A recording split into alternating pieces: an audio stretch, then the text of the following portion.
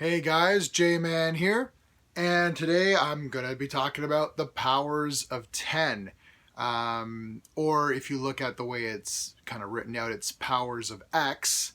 The X is the Roman numeral 10, and it's kind of like the power of 10. Like, remember when you were in school, it was like you'd see like, like 6 to the power of 10, or like X to the power, like you'd see X to the power of 10 or whatever. So that's kind of, I think, what they're going for. So last week, House of X, that is House of X, pronounced that way, came out. And, it's relaunching all the X-Men. People are talking about how it's going to, change the world and all this stuff, right? So I read it, and, it was good. I liked it. It's grown on me since, so I've kind of liked it a bit more. I haven't gone back to it yet. I think my plan of attack here is going to be I'm going to read all of the House, all the Power stuff. We're calling it the HOX, House of X, which is Hawks, and Powers of 10, which is POX, so POX. I'm going to read the Hawkses and the Poxes. When that's all done, I'm going to go back and reread them all again, okay? This is definitely one of these things where you have to watch, we have to read a few times. I was thinking about 2001 A Space Odyssey. Not that I'm saying this is as good as 2001 A Space Odyssey. I'm just saying, I was just thinking it's kind of like one of those movies where you got to watch it a few times to kind of like see if you can pick everything up. I think you're going to have to read these a few times to kind of just get like the full thing. Plus, I kind of just want to like have a natural flow. I'm going to treat it as though it was a film. I'm going to read them all. I'm not going to go back and, like you wouldn't stop and rewind.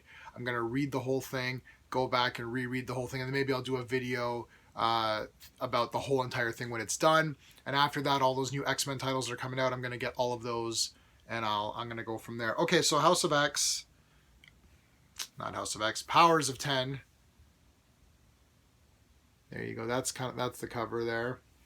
Now I've got a physical copy waiting for me at my comic book store, which I'm not going to go today because today I am going to get my tattoo, hopefully. Fingers crossed. Okay, I'm going to show you. No, I'm not going to show you that. This isn't a spoiler, but I'll show you kind of the first art page, which I think is pretty interesting. I kind of like that. I'm a little. This one here is interesting, or at least I don't know if what they're saying is interesting. I'm not going to spoil anything. Again, there's really nothing to spoil, actually. This is one of these things where it's like you have to finish the full series. So it'd be like if, just because I said 2001 earlier, if you're watching 2001 A Space Odyssey and you watch The Dawn of Man and then you just paused it and then say, oh, let's review that. And what are you going to review? There's nothing to review. It's they discovered that they could use bones as tools, right? Or as weapons. That's it. Like, there's not a review there. So I have a feeling that this is what this is. I can't really review this either. I mean, a review is me talking about the plot and what happens and the characters and what I liked. And it's not really, you can't really do that until this whole thing is done.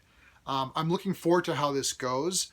But earlier, even in this video where I accidentally called this House of X instead of Powers of 10, that brings up a thought that I had while I was reading this, because this directly continues from House of X. So you really just can't get this on its own, which is kind of making me think as to why they even bothered making this two titles.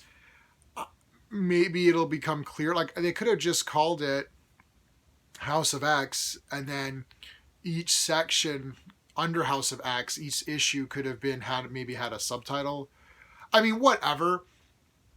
It's not a big deal because I'm getting them all anyways. I'm positive that, I'm 90% sure that when this comes out in trade, they're going to put it all together as one big trade. They're not going to put just House and just Powers on their own.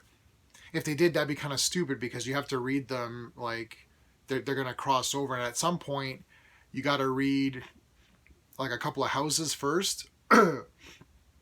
So I'll give you the reading order at the end again. But, so yeah, I mean, this opens up, it's a fair, Professor X is there, and you know what? No, actually, I'm not gonna go through it. I'm not gonna go through the thing for you. Just read it. It's pretty good. I will show you some of these, like every so often. These I'll show you. This isn't a spoiler.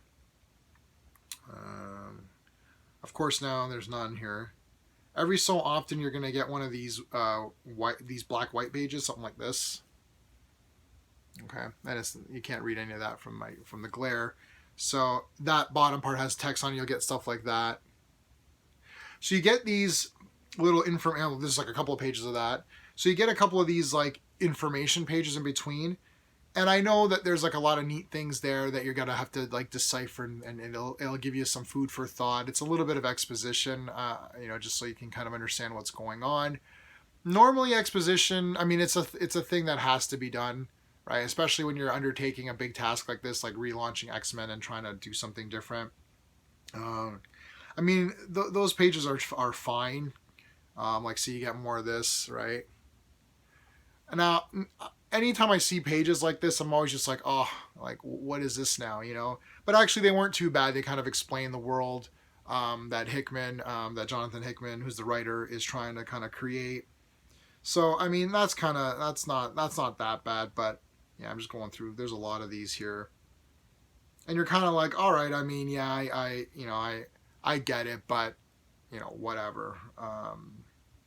Okay, so here's the reading order, which I'm going to give you. So I'm assuming everyone's already gotten House of X. That was last week. Today is Powers. Then the next one is House number 2, and then you got to read Powers 2 and 3. So that'll be kind of weird. And then after that, it'll be House number 3, and then House number 4. And then you got to do Powers number 4 and House number 5, and then Powers 5, and then House 6 and Powers 6. Now, some of these have red. They have red on them.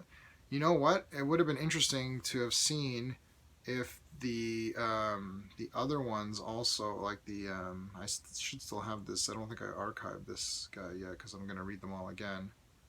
I'll see if I can find it while I'm talking here. Yeah, I can. I found it. Okay, I'm wondering if this one's got the same ones highlighted. So where's the reading order here? There we go. Yeah, so it's House number 2, House number 5, and Powers number 6. That's the ones that are highlighted here. So 2, 5, 6, and let's see if it's the same on the other one. 2, 5, 6. 2, 5, 6. Yeah. So the issues 2, 5, and 6 are highlighted in red. Oops.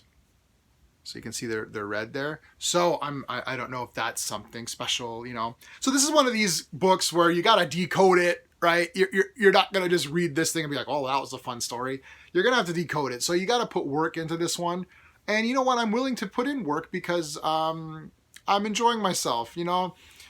Sometimes you read comics and you're like, that was a fun issue, and I think that's really good. I think there's something to be said for a nice, one-off story. Remember like the Silver Age and even the Bronze Age to an extent? Like you'd go and you buy your one comic and that was your story. And if you missed Spider-Man number whatever, it wasn't like, oh no, I can't read this anymore. I've missed the whole damn thing. It's like now everything seems to be really like, big stories being told and you got to collect them all. And I don't know if it's just like they want to keep readers reading more often every month, or if they want to try to sell trades in that way, because it's really nice when you just buy one trade and you've got, the House of X trade and I've got it all in right here. A lot of people read that way. But, there's something to be said for the good old days of the one-off story where it was just a fun story. But sometimes you want to have a little bit more out of your comics. You don't want to just read one and be like, that was fun. Or even like a simple story, like the current Ms. Marvel I talked about. This one is a big thing. My only question, well, I got a few, but a question is, why did you make this Powers of 10? Like, why'd you separate these into different ones? Like, why not just have 1 through 12? It's 6 and 6. Just have issues 1 to 12 and have it be like, a whole like one series that's like just perfect. I don't know, because this one continues right after. You cannot read this on its own. You have to collect both series. I'm positive they're going to connect or something, right? So, and this one actually has elements in it that connect directly from a House. So, well, I don't get it. But yeah, so I'm looking forward to it. Again, this isn't really a review. This is just my thoughts talking about it. We're going to have to finish this whole thing off. I'm excited. I'm not there yet. I know some people are automatically there, and I don't care who the writers are or who the creative team is. Soon as someone comes in and says, hey, we're rebooting this thing, and here we go again, it's going to be New 52, it's going to be Rebirth. Now, this isn't a Rebirth or New 52 kind of a thing, but Marvel kind of is up and down sometimes, right? They do a bunch of crap, and then they're like, oh, we don't like this crap, and then we got to replace it with other crap.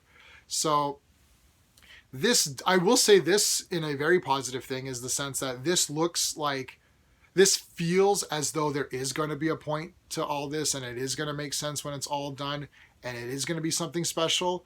I don't know for sure. I don't have blind faith anymore. Maybe I did when I was 15 or whatever, but not anymore. I need you to prove to me that this is worth it. So, but I'm easy to convince.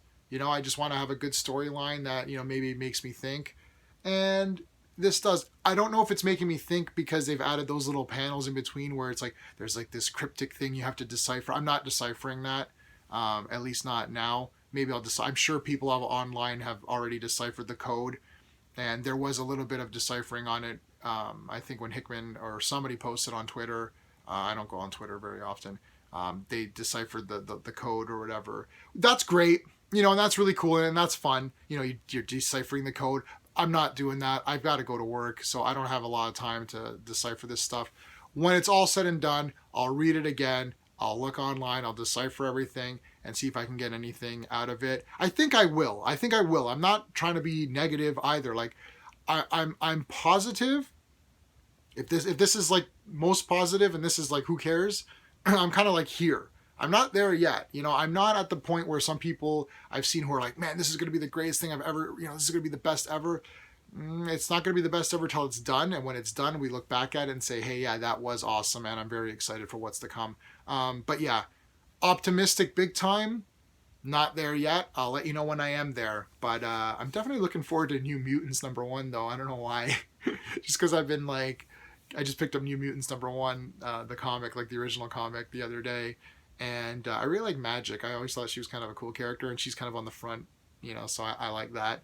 But, whatever. That's down the line. Anyway, guys, thanks so much for listening, and I will see you later.